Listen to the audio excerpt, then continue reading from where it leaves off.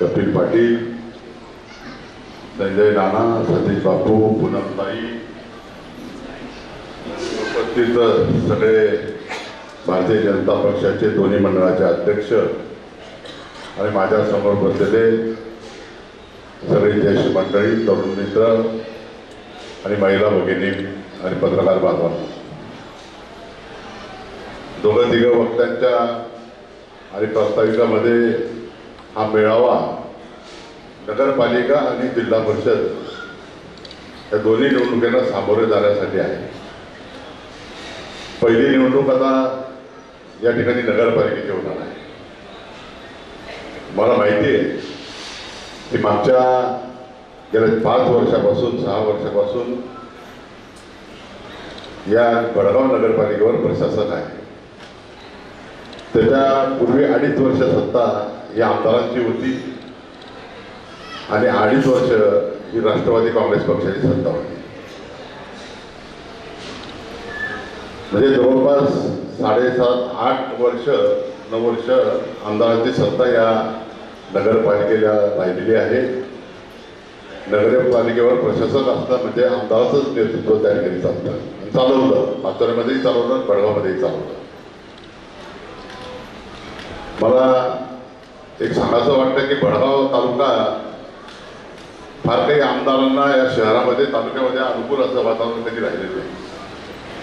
हारून बघून ते कुठपर्यंत पोहोचतात। मागच्या वेळेस ते आमदार असताना, आम्ही विरोधी पक्षात असताना देखील राष्ट्रवादी काँग्रेस पक्षाच्या 10 शिकारी या ठिकाणी निवडून आल्या होत्या आणि त्यांच्या 9 आल्या होत्या, एक अपक्ष आणि एक भारतीय जनता पक्षाची आहे।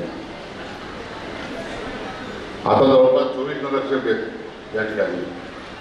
स्पष्ट असं बहुमत आणि नगराध्यक्ष हा भारतीय जनता पक्षाचा निवडून येईल याबद्दल माझ्या मनामध्ये कुठलीही शंका नाही। कारण की आपण पाहिलं की ग्रामीण मधले कामं असो का शहराची कामं असो, आज शहरामध्ये तीव्र अशी पाणी टंचाई आहे। पाचोऱ्यालाही तीच परिस्थिती आहे, भडगावलाही तीच परिस्थिती आहे। मागच्या वेळेस गेल्या आता 3री टर्म आमदारांची येते, परंतु त्यांनी पाचोऱ्याचाही प्रश्न पाण्याचा सोडवला नाही आणि भडगावचाही सोडवला नाही। मी मागच्या पाचोऱ्याच्या मेळामध्ये मंगलदादांच्या कानात सांगितलं, आम्हाला एक तर गिरणीवरून डायरेक्ट थेट पाईपलाईनने पाणी पाहिजे किंवा हे केटीवर जे तुम्ही आता पाचोऱ्याला दादांनी सांगितलं की हे केटीवर आपल्याला 4 वर्षाच्या आत पूर्ण करायचे आहे असं आश्वासन दादांनी आपल्याला दिलं, किंवा वाघूरवरून तरी आपलं पाणी आलं पाहिजे।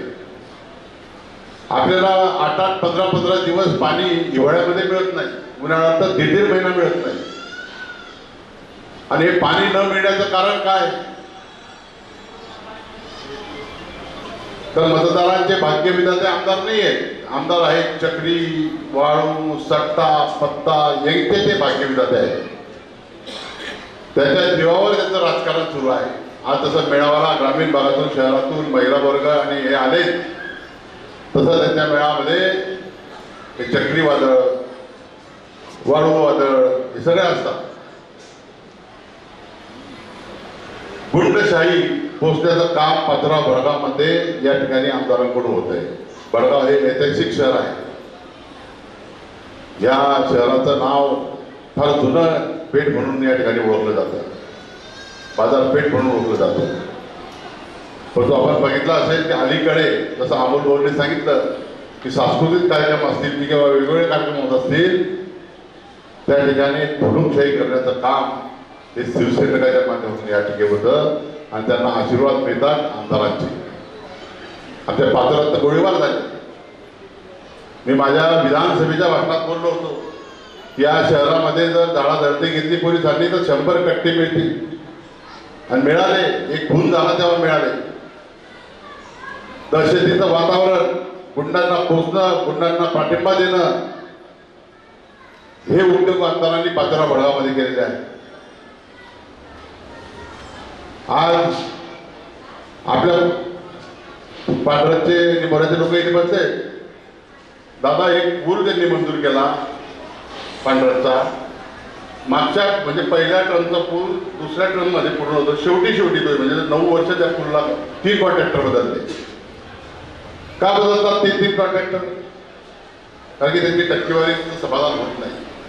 आता हा इथला पूल आपला इथला पूल किती वर्ष झाले टेंडर होऊन? मागच्या टर्मचा आहे तो, बरोबर आहे ना? म्हणजे आपलं वास्तविक भाजपचं धोरण आहे. मोदीजी या कामाचं भूमिपूजन करतात, त्या कामाचं उद्घाटन करतात. आपले मुख्यमंत्री फडणवीस साहेब ज्या कामाचं भूमिपूजन करतात त्याचं उद्घाटन करतात. परंतु आमचे आमदार मागच्या टर्मचं कामाचं उद्घाटन पुढच्या टर्ममध्ये करतात. हे का थांबतात हे कामं?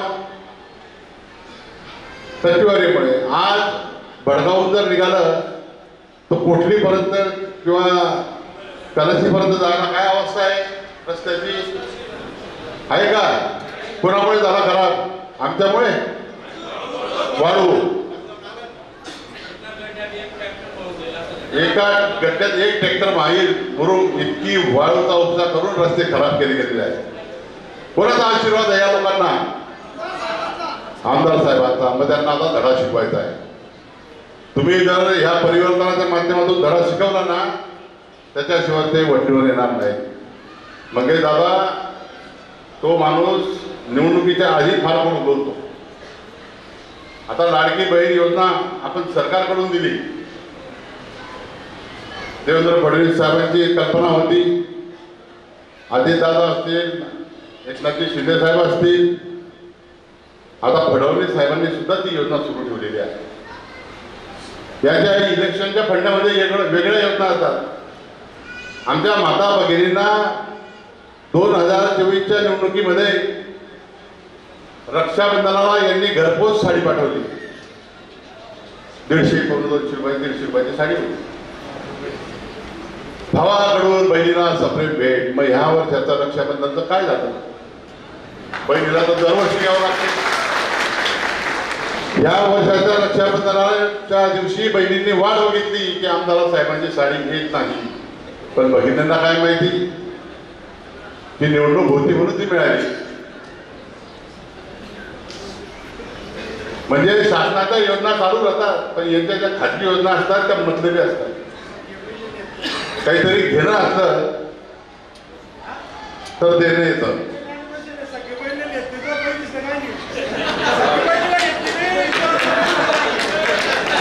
आमच्या आमदारांच्या भगिनी इथे आहेत. यांनी वाट पाहिली की भाऊ राखी बांधायला येईल. परंतु या वर्षी तरी भाऊ आलाच नाही ना. नाही आला बघा. आणि त्या बहिणीबद्दल आमच्या पात्र्याच्या मेळामध्ये भाची काही बोलून गेली. म्हणजे संस्कार कसे असतात हे बघा. आता हत्या आहेत, मानाने मोठ्या, वयाने मोठ्या, कसं बोललं पाहिजे म्हणजे बोलण्यातून त्यांची संस्कृती कळते. असा अनेक विषय आहेत दादा. आपण शासनाच्या माध्यमातून कारागीर लोकांना आपण काही भांडे दिले, शासनाच्या माध्यमातून दिले. यांनी प्रायव्हेट योजना आणली. न्हावी समाजासाठी वेगळी, कारागिरांसाठी वेगळी, सुधारांसाठी साहित्य. ह्या वर्षी आता ते साहित्य काही टिकलं होता. न्हावीचं साहित्य काही वर्षभर टिकणार आहे का? पण तो ब्रश तर खराब झाला असेल. आणा पाहिजे होतं ना नवीन. मागच्या वर्षी इतकं दान करायचं होतं त्यांना, इतकं दान करायचं होतं कारण की त्यांना कामाख्या देवी प्रसन्न झालेली होती. मी पात्राच्या सभेमध्ये बोललो. मी ते आमची सुरुवातच बरोबर होते. 2014 मध्ये आमचे विधानसभेचे आम्ही लढलो. मी लढलो, तेही लढले. त्यांची संपत्ती होती 7 कोटी, 5-7-5.5 कोटी रुपये. 2019ला त्यांची संपत्ती झाली 10 कोटीच्या जवळपास. 2019चा आणि 2024च्या आता हे चाली मागच्या वर्षाची जी निवडणूक झाली त्या निवडणुकीमध्ये त्यांची संपत्ती झाली व्हाईटमध्ये 56 कोटी रुपये. आता मला तुम्ही सांगा की असं काय यांचे उद्योगधंदे आहेत? आपणही विचार करा की हे कुठून येतं सगळं. एक साधा कॉन्स्टेबल माणूस, त्याला नोकरीची गरज होती, त्यांनी नोकरी स्वीकारली. तात्यासाहेब आरोतात्यांनी त्यांना राजकारणात आणलं तेव्हा ते भाड्याच्या घरात पाजरत राहत होते. 25,000 रुपये निर्मल स्पीड पगार देत होती आणि एक कॉलेज गाडी संघटन करण्यासाठी त्याला दिली. आज तो माणूस 56 कोटीचा मालक होऊन गेला. अजून ती काय म्हणतात ते बेनामी वेगळी असेल. तुम्हाला नामी बेनामी झाला चांगला माहिती आहे. बेमान माणसाने गमावलेली ही संपत्ती आहे. मी माझाही हिशोब सांगितला. माझी तेव्हा 7 कोटी रुपये होती, म्हणजे त्यांच्यापेक्षा जास्त होती. आणि आता माझं बजेट डायरेक्ट 20% कमी झालं, म्हणजे 100% कमी झालं. लोक हे व्हॉट्सअप याच्यावर चर्चा करतात, कधी आमदारांचा याच्यावर चर्चा करतात, कधी माझ्या आमदारावर यांना पगार काय झाला पाहिजे, यांना पेन्शन काय झाला पाहिजे. मला मान्य आहे ते, पण हे बी बघा ना, निवडणूक आयोगाने का तुम्हाला सांगितलंय की उमेदवारांची संपत्ती निवडणूक फॉर्म भरताना तुम्ही ती जाहीर केली पाहिजे. हे का केलं आहे की याच्यावर तुमचं नियंत्रण राहिलं पाहिजे, जनतेचं मतदारांचं याच्यावर नियंत्रण राहिलं पाहिजे. आपल्या आमदारावर तर कोणाचंच नियंत्रण नाही, बेछूटपणे चालू आहे. जो माणूस 2014 मध्ये 5 कोटीचा मालक होता, तो डायरेक्ट 24 मध्ये 56 कोटीचा 53 कोटीचा मालक होऊन जातो. किती पट झाले, किती आकडे शून्य वाढले. आणि हे शून्य वाढवण्याचं काम हे सगळं आपल्या मतदारसंघामधल्या आपल्या आया बहिणींची हे नगरपालिकेचे तर लूट केलीच. सगळ्या कामांमध्ये भ्रष्टाचारी मार्गाने हे कामं झालेली आहे. काही सीमा असतात. मला एक सांगा, छत्रपती शिवाजी, मी मागच्या विधानसभेलाही बोललो, छत्रपती शिवाजी महाराज चौक कुठे आहे? इथे आहे. डॉक्टर बाबासाहेब आंबेडकर चौक कुठे आहे? इथे आहे. 1 वर्ष म्हणजे 3री टर्म येते, परंतु अजूनपर्यंत यांनी त्या छत्रपती शिवाजी महाराज असतील किंवा डॉक्टर बाबासाहेब आंबेडकर असतील किंवा महात्मा ज्योतिबा फुले असतील किंवा अन्य महापुरुषांचा एकही पुतळा त्यांच्याकडून शहरामध्ये उभारला गेला नाही. छोटे छोटे एक नगरपालिकेजवळ पुतळा उभा केला आणि एक टोकामध्ये डॉक्टर बाबासाहेबांचा आंबेडकरचा पुतळा, छोटे छोटे पुतळे आणले. त्याच्यामध्येही छत्रपतींच्या त्या पुतळ्याच्या वरती नाव टाकलेलं आहे यांच्या प्रयत्नातून. अरे बाबा, खाली टाकलं नाव, छत्रपतीच्या डोक्यावर नाव टाकतो. एवढी तुझी उंची नाही आहे. डॉक्टर बाबासाहेब आंबेडकरांच्या वरती नाव टाकतात, एवढी उंची तुमची नाही आहे. जरा खाली घ्या, खाली जमिनीवर, लोकांना खाली दिसेल, वाचता येईल. परंतु नाही, मीपणा, गर्वपणा, अहंकारपणा. जेव्हा आमचे वडील नेहमी म्हणायचे की सत्ता आली तर आपल्या गरिबी आली तर लाजू नको, सत्ता आली तर माजू नको. परंतु यांना सत्तेचा माज आलेला आहे, गर्व आलेला आहे. तुम्ही परवाचा त्यांचं भाषण ऐका. मी त्यांच्या मेळावा, त्यांना निर्धार मेळावा, आता मी निर्धार मेळावा म्हणतच नाही, आता तुम्ही गद्दार मेळावा घेतला. गद्दारांची सेना आहे. काय केलं यांनी मागच्या वेळेस? कुठून आली एवढी संपत्ती तर मी तुम्हाला सांगतो. आपल्या मतदारसंघामधून किरकोळ आपण त्यांना मतं दिली, आपल्या विरोधाच्या लोकांनी मतं दिली, ते निवडून आले. लागले असतील 10-15 कोटी रुपये, काही जे लागायचे ते लागले असतील 10-1 कोटी. पण तिकडे आपले सगळे मतांची किंमत त्यांनी शिंदे साहेबांना विकून टाकली. दंग 50 कोटी कमवून, 50 कोटी एकदम. ते स्वतः विकले गेले आणि ते ताईला म्हणतात की तुम्ही 50,000 मतांची गद्दारी केली. 60,000 मतांना तुम्ही गद्दारी केली. कधी अमोल भाऊवर बोलतात, नाना भाऊवर बोलतात, आम्ही संस्थात आलो आहोत, याची चौकशी झाली पाहिजे. अरे बाबा, आमच्या संस्थेला 100 वर्षे झाले. नाना भाऊची संस्था तात्यासाहेबांनी स्थापन केलेली, अमोल भाऊची त्यांच्या वडिलांनी स्थापन केलेली, तात्यासाहेबांनी. वैशालीताई तिथं अनुदानच घेत नाही, तेही तात्यासाहेबांनी स्थापन केलेली. वर्षानुवर्ष गोरगरीब विद्यार्थिनी यांना आम्ही शिक्षण देत आहोत. सेवा करण्याचं काम असं जर प्रत्येक जर कोणी उठून आम्हाला टीका करत चालेल, आम्हाला काय संस्था इतक्या जुन्या संस्था व्यवस्थितपणे काम चालू आहे, शिक्षण घेत आहेत, पण बोलायला काय लागतं ते संस्था चालक आहे म्हणून भाजपमध्ये गेले. अरे बाबा मी काही तुमच्या विरोधात आज नाही आहे, 14 पासून लढत आलो, मग मला भाजपमध्ये जायला 14 होतं, 19 होतं, नाही गेलो मी. मला आता विचार पडले केंद्रात भाजपचं सरकार, राज्यात भाजपचं सरकार, जिल्ह्यात वातावरण भाजपचं, ज्या पक्षात होतो त्या पक्षाचे 2 तुकडे झाले आणि म्हणून असं वाटलं की आता भारतीय जनता पक्षामध्ये योग्यरित्या काम चालू आहे म्हणून आम्ही भारतीय जनता पक्षात योगायोगाने मी प्रवेश केला, नंतर ताईंनी केला, नानाभाऊंनी केला. हा आमचा योगायोग आहे. परंतु तुम्ही पैसे घेऊन गद्दार झालात त्याचं काय? जनतेला विचारलं होतं का किती? एक जवळजवळ 20 ते 22 दिवस आमदार मतदारसंघातून गायब होते आणि ते गुवाहाटीमध्ये होते. आपण सगळ्यांनी टीव्हीवर पाहिलं त्यांना नाचताना, बरोबर आहे ना? आणि म्हणून हे भूलभुलैया मी त्यांना एकच जबाब करतो की तुम्ही निवडणूक आली काय किती फंडे आणतात. विधानसभेला बहिणींच्या साड्या वाटल्या, यावर्षी विसरून गेले. आता नगरपालिका कामचा काहीतरी फंडा आणतील, मध्ये नंतर निवडणूक नाही बरं का 4 वर्ष, मग काही विचारणार नाही अजून. आता तरी काही थोडंफार आणतील. शाळा असं आहे का, काहीतरी वाटतील.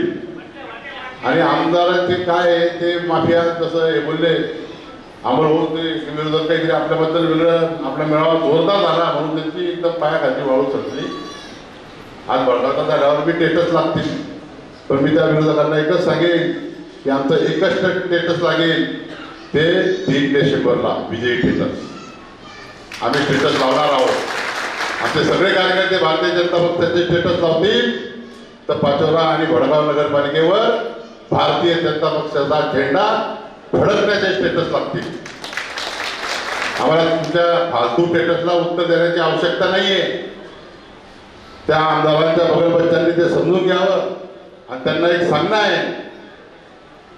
अमोल भाऊनी जर सांगितलं की त्यांचा डंपर आणि काय निघालं तर अमोल भाऊ तुम्ही आहेत, मी सुद्धा तुमच्याबरोबर राहील, आपण एकत्र राहू. यांना अवैध धंदे, मग तो पट्टा सत्ता काय असेल, प्यायला आपल्या गाडीत बसवायचं आणि चाल म्हणायचं, तहसीलदारला बसवायचं आणि चाल बाबा कुठली रस्त्यावर. अहो दादा आमच्याकडे काय ते जहाज असतं, काय असतं, बोटीमध्ये वाहतूक होते. आता बोटची काय झाली गिरलेला हा काहीतरी असतं ते यंत्र. आता ही बोट तहसीलदारला, प्रांतला, तलाठीला दिसत नाही का कोणाची जमा करायला पाहिजे ना ती. परंतु मला अशी माहिती मिळाली की 8-10-12 दिवसापासून डंपर आणि ते सगळं जमा करून घेतलं होतं.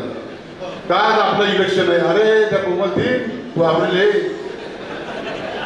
त्या सभामधून सांगतील सध्या बंद आहे असं खरंय का?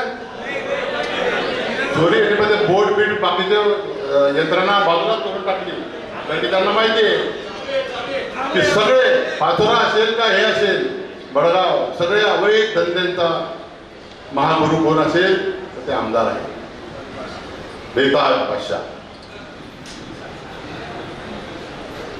आता मला एक सांगा, आमच्याकडे येतात, आम्ही स्वस्त चालक आहे, आमच्याकडे येतात लोक नोकरी मागायला येतात.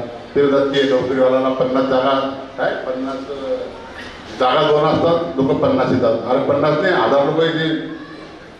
मराठवाड्यामध्ये दादा मागच्या काही दिवसापूर्वी एक जाहिरात आली होती, रेस्ट हाऊसला खालसामा लागत होते, म्हणजे जागा काहीतरी मला वाटतं 50 जागा असतील. 5000 फॉर्म आले, 5000 फॉर्म 50 जागांसाठी. ते हॉटेल मॅनेजमेंट झालेले पोरं ते इंटरव्ह्यू, नोकरीची फार गरज आहे. येतात लोक, आम्ही त्यांचं समाधान करतो, बाबा नाही होणार, शासनाची मंजुरी नाही आहे. तुम्ही काय करतात, तुमच्याकडे जर कोणी आलं भाऊ काही नोकरी मिळेल का, तू एक काम कर चक्रीनं भेटा की दे, तू एक काम कर, तू बघितलं आहे ट्रॅक्टर घेता रेल्वे चालू करते. अरे हे तुम्ही शिकवता लोकांना, आम्ही शिक्षण देतो, तुम्ही काय करतात, तुमच्या पिढ्या बरोबर करतायत. तुम्ही त्यांना अवैध धंद्यांना लावतात, त्यांना व्यसनाधीन करतात. जसं ताईंनी सांगितलं त्यांचे लग्न होत नाही, त्या जे मुलं या धंद्यामध्ये उतरतात त्यांच्या आई वडील आम्हाला सांगायला आले पात्र आहेत. एक तरुण मुलगा दादा आमच्याकडे चक्रीमध्ये एका दिवसामध्ये 7 लाख रुपये आले. त्याचे आई वडील माझ्याकडे आले, भाऊ म्हणे ते काहीतरी चक्री असतं, माझा मुलगा 7 लाख रुपये आला गेला. मग आता मी काय फक्त पोलिसाला सांगू शकतो, तर ते पैसे काही परत येणार नाही. मुलगा डिप्रेशनमध्ये चालला गेला. आम्ही थोडंसं उचललं तेव्हा ते चक्री थोडीफार बंद झाली मागे. आणि हे अवैध धंदे पियायला आता आमदार साहेब इथे बसलेले. आमदारांनी सांगितलं की मला अवैध धंदा इथे अजिबात चालणार नाही. चक्री असेल, पत्ता असेल, गावठी दारू असेल, काय पटल्या काय ते असेल, अजिबात चालणार नाही. जर ताकीद दिली तर मला नाही का पियायची, असे अवैध धंदे शहरात चालतील. आता मी बोललो की ते काय ते जहाज ते होळी चालतं रेतीची, ती प्रांताला दिसत नाही, तहसीलदाराला दिसत नाही. परत दबाव परंतु आता हा दबाव आपण देखील जसं अमोल भाऊनी सांगितलं की आम्ही देखील सत्तेत आहोत. आमचे देखील महसूल मंत्री आहेत, आमचे देखील जिल्ह्यात 2 मंत्री आहेत, शेजारी मंगेशदादा आहेत. आम्ही अधिकाऱ्यांना देखील आपल्या माध्यमातून या ठिकाणी सांगतो की हे सगळं तुम्ही अवैध धंदे आवरा, नाही तर आम्ही रस्त्यावर उतरून तुम्हाला गाडीत बसून तिथे घेऊन जाऊ. हे सगळं होणार आहे. हेच करण्याबरोबर या शहराचा विकास करण्यासाठी, या शहराला पाण्याचं नियोजन करण्यासाठी आम्हाला या ठिकाणी आपल्या या उमेदवारांना संधी द्यायची आहे. त्यांनी दादा या शहरामध्ये रस्त्यांचा ठिकाणा नाही, कल्याणमध्ये रस्ते नाही जातो. फक्त तो एक रस्ता आता चाळीसगाव मात्र झाला म्हणून तो एक रस्ता चांगला दिसतो. बाकीच्या कॉलेजमध्ये थोडेफार रस्ते झाले आणि यांनी ते सुशोभीकरण आणलं. त्यामुळे ते भोसले कॉन्ट्रॅक्टर आहेत त्याचे कुठेतरी एक वाट भेटतोय, कुठेतरी लावून दिले काय ते लक्षात बी येते काय वागडे. आणि हे कुठे लावायचं असतं, एखादी गार्डन आहे, एखादी कुठे सुंदर जागा आहे, त्या अतिक्रमणच्या गाड्या लागलेल्या असतात, त्याच्यामध्ये तो माणूस कधी दिसतो. अरे बाबा तो पैसा कुठेतरी खर्च करा योग्य ठिकाणी.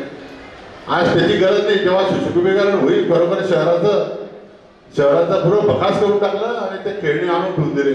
ते खेळणे काय कामाचे आपल्या पाहिलं का ते खेळणे तुम्ही तुमच्या इथे बस स्टँडच्या समोर लावले ते नसेल वगैरे कोणी तर बघून घ्या. हे खेळणे लावणं आमदारांना म्हणा बंद करा. शेतकऱ्यांच्या प्रश्नावर बोला. अनुदानापासून शेतकरी वंचित राहिला. या आमदारांनी 102 कोटी रुपये आणले. आपल्या पात्राला 72 कोटी रुपये पात्रा भडवा मिळून आणि एकट्या दादाने 102 कोटी रुपये आणले. प्रत्येक वेळेस मग दुष्काळाचं अनुदान असो, अतिवृष्टीचं अनुदान असो, दोन्ही वेळेस आमदारांना हे काम जमलं नाही. मी आज त्याचा एक फोटो बघितला कुठल्या तरी वृत्तपत्रातून. दत्ता भरणेंची ती भेट घेत आहे. दत्ता भरणे कृषी मंत्री. अरे दत्ता भरणेंची भेट काय कळतो बाबा. इथे तहसीलदारांना प्रांताला पकड की त्याची विहीर असेल त्याची बागायची लाव. इथे काम येत होतं, त्याचा भरणेकडे काही काम नाही. भरणे साहेब आदेश करतील. तुमचं काम प्रांताला आणि तहसीलदार, दोघं तहसीलदार प्रांत सर्कल यांची मीटिंग घेऊन तुम्ही का या विहिरी सोडल्या, का बागायती दाखवलं नाही याचा जाग यांना विचारा. परंतु प्रसिद्धीसाठी मी बोलतो काय, प्रसिद्धीसाठी ते काही नाटकं करतात. आज पेपरला बातमी पाहिजे कोणत्या तरी की त्यांनी दत्ता भरण्यांची भेट घेतली. तुझ्या हातातलं सोडून दिलं आता काय ते तिचा उपयोग आहे. जेव्हा हातात होतं तेव्हा बघितलं नाही. आणि म्हणून हा विषय जो आहे हा लाडकी बहिणीच्या आशीर्वादामुळे हे आमदार झालेले आहे. जनतेमध्ये तुम्हाला माहिती आहे, जनता म्हणत होती हा भाऊ 3 नंबरला राहील, 4 नंबरला राहील, 1 नंबरवर कसा होणार. ही सगळी मेहरबानी आपल्या जे महायुती सरकारची आहे. शेवटी चांगले निर्णय झाले. शेतकऱ्यांना शेतीचं बिल आपण माफ केलं. नंतर लाडकी बहीणसारख्या योजना झाल्या, अंत्योदयासारख्या योजना झाल्या आणि खरोखर मध्य प्रदेशमध्ये ती योजना यशस्वी झाली. म्हणून महाराष्ट्रात देवाभाऊंनी ती आणली आणि देवाभाऊंच्या आणि नरेंद्र मोदी पंतप्रधानांनी हे सगळं घडून आणलं. म्हणून हे सरकार या ठिकाणी आपण आणलेलं आहे. यावेळेस तर या मतदारसंघामध्ये वाईट परिस्थिती. आम्ही सगळे विरोधक एकत्रामुळे आल्यामुळे आमदारांची झोप उडलेली आहे. त्यांना झोप लागत नाही रात्री. झोपेमध्ये मी ताई नाही करतात, वैश्विताई झोपेमध्ये त्यांना कटकन आंबोल होऊन दिसतात. सकाळी सकाळी मी दिसतो. हे असे विचित्र स्वप्न पडायला लागलेले आहेत आणि म्हणून त्यांचं संतुलन थोडं बिघडत आहे. ते जर काही वेळा वागणं बोललं तर त्यांच्यावर रागू नका. कारण की संतुलन बिघडलेल्या माणसाला सोडून द्यावं लागतं. आणि म्हणून मी आपल्याला विनंती करेन की नगराध्यक्षपदाचा उमेदवार पक्षाचा आदेश येईल, नगरसेवक पदाचे आम्हाला उमेदवार पक्ष ठरवून देईल. या लोकांच्या मागे राहून भडगावमध्ये मला खात्री 110% खात्री आहे. म्हणजे मी अमोल भाऊन आमची चर्चा झाली दादा की पाचोऱ्यापेक्षाही स्ट्रॉंग परिस्थिती आज घडवायची आमची झालेली आहे. पाचोऱ्यापेक्षा याचं कारण असं आहे की आम्ही इंटरव्ह्यू घेतला, बऱ्याच याच्यामधून दिसला रिस्पॉन्स, म्हणजे जे उत्स्फूर्त असा प्रतिसाद तो मिळाला पाहिजे तो भारतीय जनता पक्षाला या ठिकाणी मिळालेला आहे. आणि मी दादांना आणि जिल्हाध्यक्षांना आश्वासित करतो की पाचोऱ्यात सुद्धा आम्ही आणूच, तसंच भडगावची सीट देखील या ठिकाणी निश्चितपणाने मिळेल. आणि जास्तीत जास्त पाचोऱ्यात आम्ही 20+ काय याच्यात चाललं काल आम्ही बेरीज गोळा केली, म्हणजे 28 पैकी 20+ आम्हाला करायची. आता भडगावचं आपण बघू कसं आहे, जसं 24 नगरसेवक आहे इथे. आता आम्ही तिकडचं एखादा नानाभाऊच होता, नानाभाऊ, शरीताई, अमोल भाऊ, मी, आम्ही 4ही लोक ताकद लावून भडगावमध्ये आणि निश्चितपणानं खात्रीने या ठिकाणी भारतीय जनता पक्षाची सत्ता आणू. आणि नंतरच्या होणाऱ्या जिल्हा परिषद आणि पंचायत समितीमध्ये देखील अशाच पद्धतीनं सत्ता आणण्याचं काम आपल्याला करायचं आहे. त्यासाठी आमच्याकडे तुम्ही बघू नका, असं म्हणू नका की भाऊ आले, ताई आली नाही, अमोल भाऊ आले, भाऊ आले नाही. आम्ही सगळे एकच आहोत. आम्हाला फक्त आता कमळ दिसतं आणि पंतप्रधान दिसतात, मुख्यमंत्री दिसतात, गिरीश भाऊ दिसतात आणि भारतीय जनता पक्ष दादा पण दिसतात. दादांवर लक्ष ठेवावं लागेल. कमळ हे चिन्ह आम्ही आता कोणी उमेदवार कमळाशिवाय मतदान करायचं नाही हा निश्चय आपण सगळ्यांनी या ठिकाणी करायचा आहे. एवढंच तात्काळ माझी 2 शब्द संपवतो. धन्यवाद.